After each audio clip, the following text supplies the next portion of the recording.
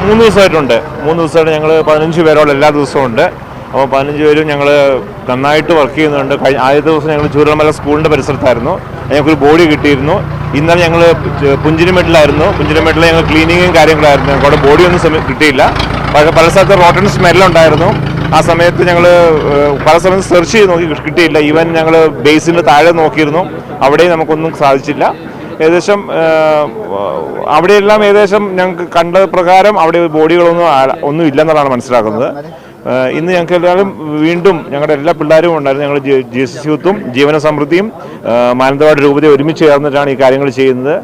കഴിഞ്ഞ വർഷങ്ങളിലും മുൻ വർഷങ്ങളിലും പ്രളയത്തിന് സമയത്തും അതുപോലെ തന്നെ കവളപ്പാറ നമ്മൾ ഈ സ്ഥലങ്ങളിലൊക്കെ പോയ സമയത്ത് എന്താണ് നമുക്കുണ്ടായ ഒരു അനുഭവം? കാര്യം മുകളിലത്തെ പ്രദേശങ്ങളിലൊക്കെ തന്നെ ഇപ്പോൾ എന്തെങ്കിലും സാധ്യത ഉണ്ടോ? ഇപ്പോൾ മുകളിലത്തെ പ്രദേശങ്ങളിലെല്ലാം വെച്ച് കഴിഞ്ഞാൽ അവിടെ ആൾക്കാർ, അവിടെയുള്ള ലോക്കൽസ് പലരും വന്നായിരുന്നു. അവരുടെ വീട്ടിൽ നോക്കാനും സാധനങ്ങൾ എടുക്കാനൊക്കെ ആയിട്ട് വരുന്നുണ്ടായിരുന്നു. അപ്പോൾ അവരോടൊക്കെ സംസാരിച്ചപ്പോഴും മനസ്സിലാക്കിയത് കാരണം എന്താ വെച്ചാൽ അവരൊക്കെ ഓൾമോസ്റ്റ് എല്ലാവരും സാധനങ്ങളൊക്കെ എടുത്ത് മൂവ് ഔട്ട് ചെയ്ത് കഴിഞ്ഞു. ഇനി അവർ അങ്ങോട്ടേക്ക് വരാൻ പോലും ആഗ്രഹിക്കുന്നതാണ് ചിലരൊക്കെ പറയുന്നത്. അപ്പോൾ ആ ഒരു വിഷമമുണ്ട്. കാരണം അവർക്ക് നഷ്ടപ്പെട്ടു പോയത് ഇനി ഇങ്ങോട്ട് വരുന്നത് എങ്ങനെയാണെന്നൊക്കെ ചോദിച്ചിട്ടുള്ള വിഷമമുണ്ട്.